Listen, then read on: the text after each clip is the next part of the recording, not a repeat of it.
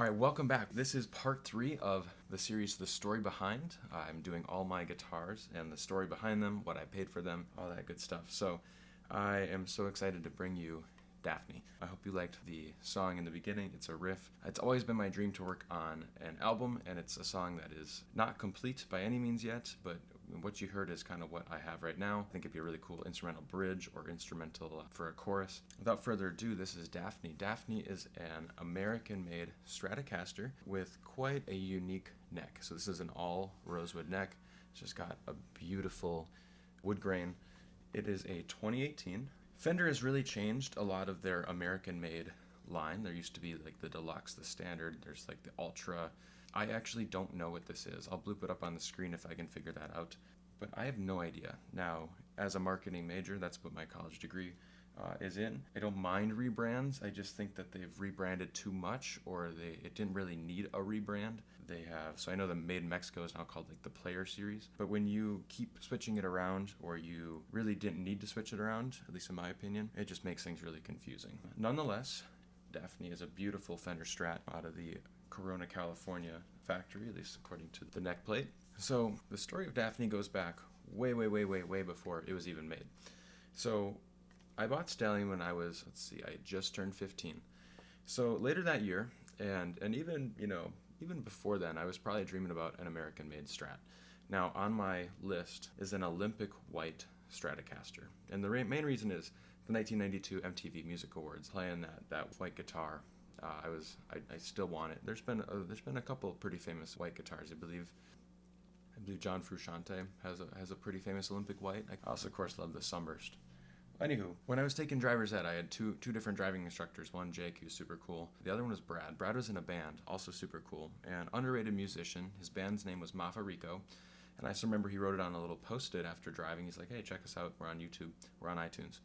And I highly recommend you check them out too. They're very influenced by Sublime and Red Hot Chili Peppers, and they are now in Los Angeles. Well, anyway, what Brad has to do with Daphne is he kept telling me how he upgraded to an American Strat right around the time that I was taking the driver's ed, and how he just could never go back. It was such an amazing guitar. He was so excited that he bought it. It hurt the wallet, but it definitely was the right purchase for his band. So already I kind of had the seed planted again of someday I'll own an American Strat. So then a couple years later, maybe I'm about a senior in high school, and I go to our local guitar center, which didn't always feel so local. It was like a 30-minute drive to a suburb of Madison. And on the floor was a Telecaster, and it had the same all-rosewood neck, and it just really stopped me in my tracks. It was surf green. It was so pretty.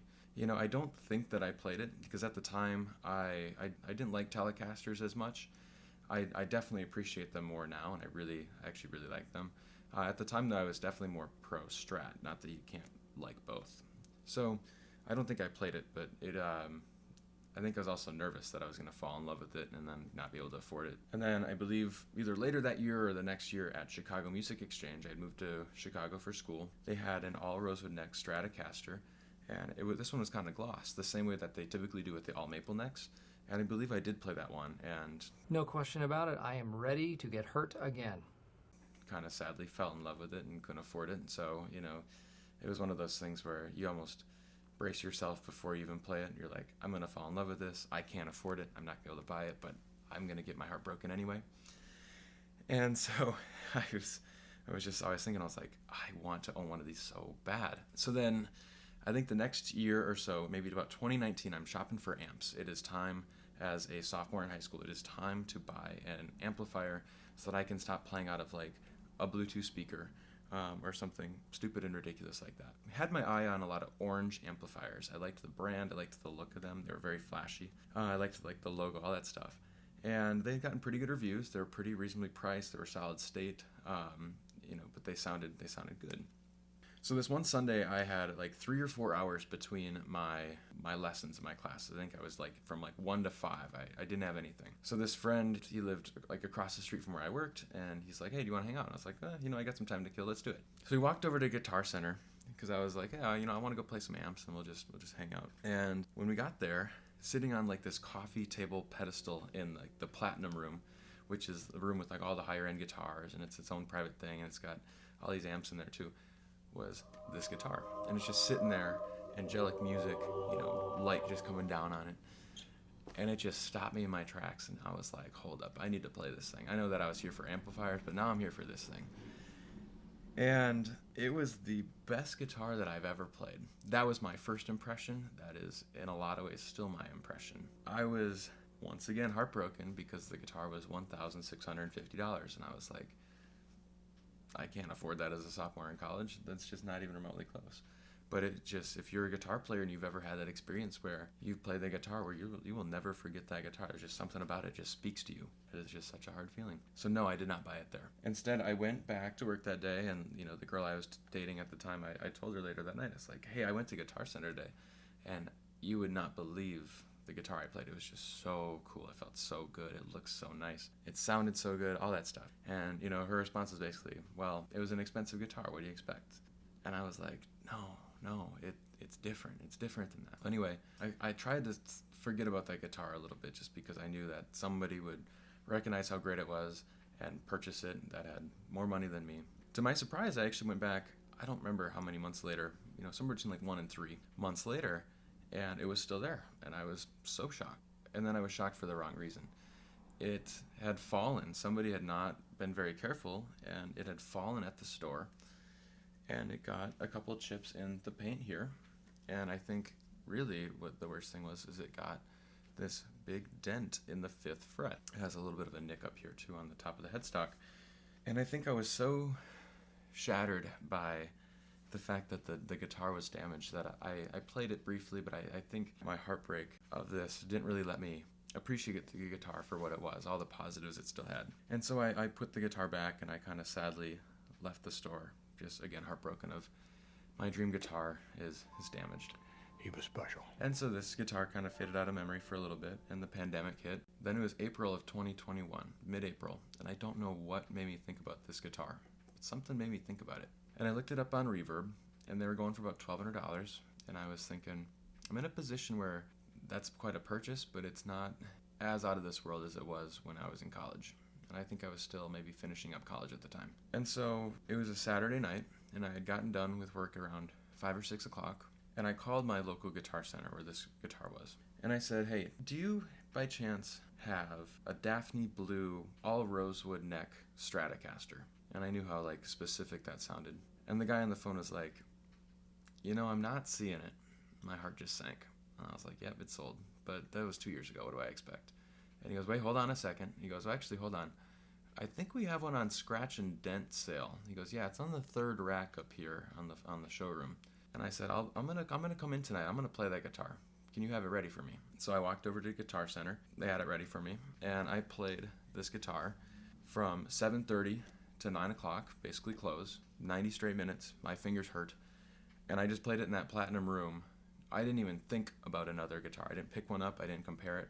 I just was so lost in this guitar. I was just having so much fun, and I was like, I can't impulse buy this. It wasn't really an impulse, but I wouldn't allow myself to buy it that night.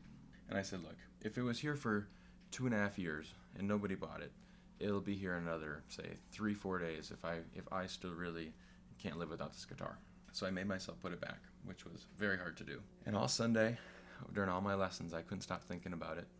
And then on Monday, this was 2021, I went to go get my second COVID shot. And then I went to work, and I had a break around 6 o'clock at work, and I said, hey, look, I'm the one that played that Stratocaster on Saturday. You're asking $1,300 for it on scratch and dent. Can we make it an even 20% off, $1,200 even?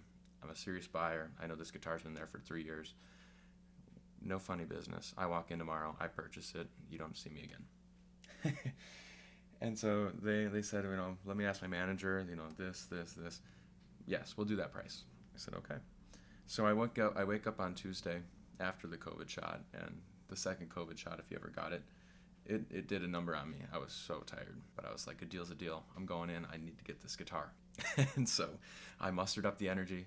I went over there. I purchased the guitar, and here we are. So this guitar that was never meant to be, but always meant to be, sits in my collection, and I am so excited about it. It is such a conversation piece on the look. It just sounds so cool. I am so grateful to have I named it Daphne after the Daphne blue, which is, I think, actually kind of a rare color. I haven't had it the longest or anything, but it certainly, in a way, it feels like it's been a long time coming for it. It seems like it's been a part of me, and it will forever be a part of my collection and me. Now, one interesting thing about the all-rosewood neck is when I went back, let's see, maybe about a year ago, I already had Daphne for a while at that point, but I went back to CME and they had a light pink version of the all-rosewood, and that one played equally as well. So if you are at all interested and are looking for a Strat and have kind of the budget of $1,200 to $2,000, this is a serious model. This is amazing. So this is something where, let's see, how many did I play? I played 2 of these and then one with the gloss neck, and they make some Telecasters too. But if you're a rosewood fan and you got your eye on a new guitar, this kind should be one of them. The only thing that I've really done to this guitar, I took off the beauty plate. I just don't like them. I just like having it more pure versus it kind of catches sometimes on my clothes. And I put in locking tuners. I think that was a great move. So I have Daphne, right now it's in drop D but half step down.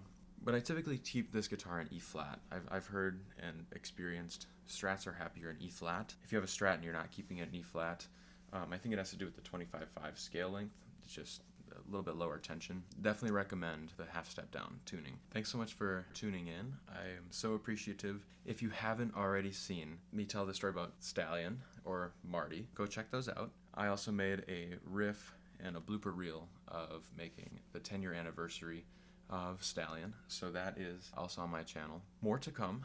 Next in the list is, right behind me is Candy. Candy is quite an interesting one. Because I purchased it not long after this one, actually. It is a custom shop. It's a relic. The opinions on custom shop relics are very split in the guitar community, and I personally love them. That's why I bought it. But we will talk about the Candy Apple Red Candy in the next video. If you haven't already, I would love you to subscribe. Thanks so much. I talk about a lot of lifestyle. I do a lot of tennis. I do a lot of guitar and music. Thanks so much for watching. I really, really appreciate it. Take care.